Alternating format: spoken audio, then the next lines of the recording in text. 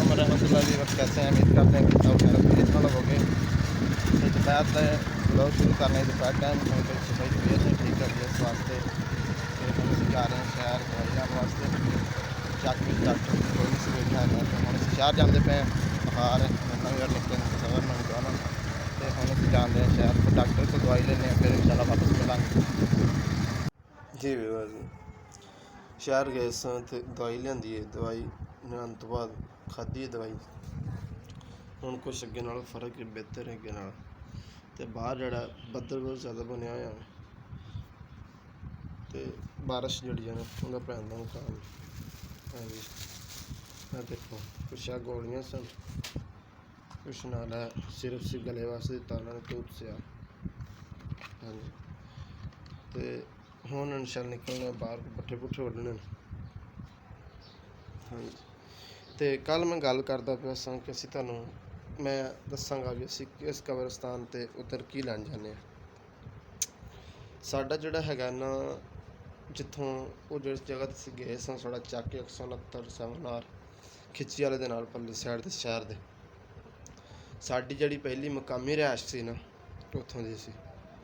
उस तो बाद सानूं उत्थों जमीन साडी हाईवे रोड दे नाल सी असीं वेच के ते असीं इत्थे आके ना 262 4 ਦੇ ਵਿੱਚ ਜ਼ਮੀਨ ਅਸੀਂ ਉੱਥੇ ਸਾਡੀ ਸੀ 3 3.5 ਕਿੱਲੇ ਤੱਕ ਅਸੀਂ 15 ਕਿੱਲੇ ਮੁੱਲ ਲਈ 45 ਕਿੱਲੇ ਲਈ ਸੀ ਨਾਲ ਦੂਸਰੇ ਵੀ ਮਤਲਬ ਭਾਈਵਾਲ ਹੈ ਨੇ ਚਾਚੇ ਨੇ ਕਿਸ ਤਰ੍ਹਾਂ ਲਾ ਲਓ ਤਾਂ ਉਹਨਾਂ ਦੀ ਸੀ ਰਲ ਮਿਲ ਕੇ ਅਸਾਂ ਲਈ ਤਾਂ ਵਾਸਤੇ ਉੱਥੇ ਹੁਣ ਸਾਡੀ ਕਬਰਸਤਾਨ ਉੱਥੇ ਵੀ ਤਾਂ ਵਾਸਤੇ ਅਸੀਂ ਉੱਥੇ ਜਾਂਦੇ ਹਾਂ ਕਬਰਾਂ 'ਤੇ।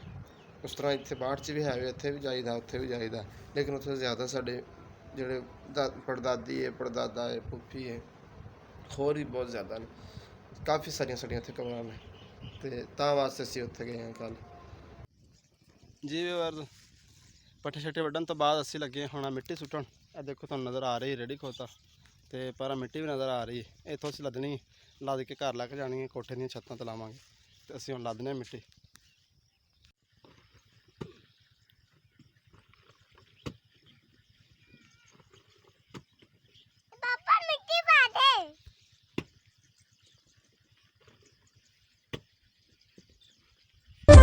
नी गल सुन वगदी ए वाए असी पंजाब दे जाए कंधां नाल लग लग रोईए कोई सानू चुप ना कराए असी पंजाब।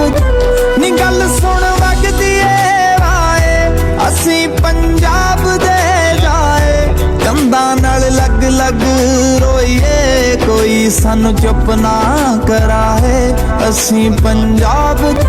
नी गल सुन वगदी ए वाए असी पंजाब दे जाए कंधां नाल लग लग रोईए कोई सानू चुप ना कराए। नज़ारा चेक करो मौसम आसमान वेखो कितना पीले रंग दा ते कितना VIP नज़ारा बना दिया प्यारा प्यारा देखो।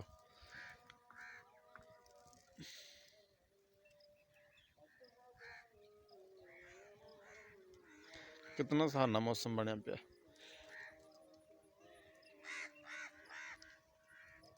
जी व्यूअर्स कल असां राती सुते हैं तो बहार बहुत ज़्यादा हो गया फिलहाल भी बड़ा बखार है तो बहार दे नाल नज़ला भी गल भी खराब हो गया। दुआ करे अल्लाह ताला खैर करे तो हुण लगे हम पट्ठे वड्ढन। देखो पट्ठे वड्ढने तो पट्ठे वड्ढन तो बाद फिर कुतरांगे फिर अज दवाई किसी होर जगह तो लिया डॉक्टर कोल तो आराम नहीं आया।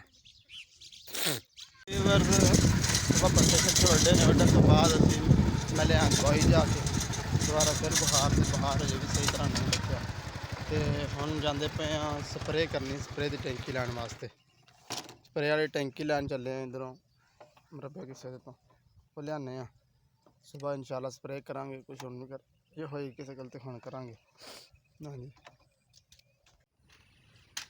मैं टैंकी लैन वास्ते इत्थे आया सां ते अगे वेखो मिस्त्री साहब लगे हैं साइकिल तैयार होन दिया टैंकी लै लई तो हुण मैं लैके तो जावांगा वापस।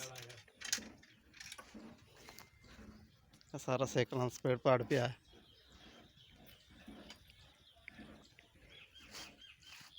तुसीं भी दस्सिया जी तुहाडे पासे भी इवें लोग तैयार करदे साइकिल कोई ना पेट्रोल दा तंग आ गए।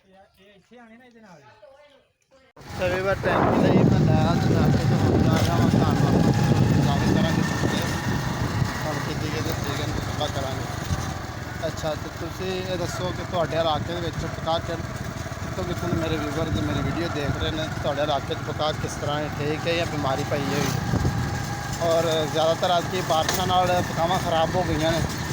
ਸ਼ੁਕਰ ਅੱਲਾਹ ਪਾਕ ਦਾ ਕਿ ਸਾਡੇ ਏਰੀਆ ਦੇ ਵਿੱਚ ਹਜੇ ਤੱਕ ਪੱਕਾ ਜਿਹੜੀ ਹੈ ਬਿਲਕੁਲ ਠੀਕ ਠਾਕ ਨਹੀਂ ਮਾਨ ਸਿਰਫ ਬਿਮਾਰੀ ਹੈ ਵੇ, ਲੇਕਿਨ ਬਾਰਿਸ਼ ਦੀ ਵਜ੍ਹਾ ਤੋਂ ਜ਼ਾਇਆ ਨਹੀਂ ਹੋਈ।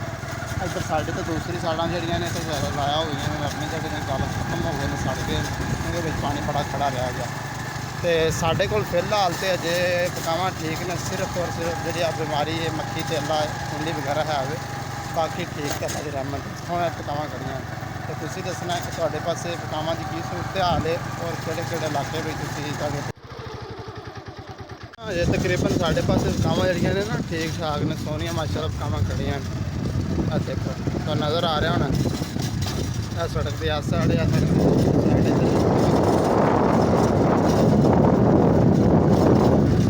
ਮੈਂ ਤੁਹਾਨੂੰ ਤੇ ਜਾ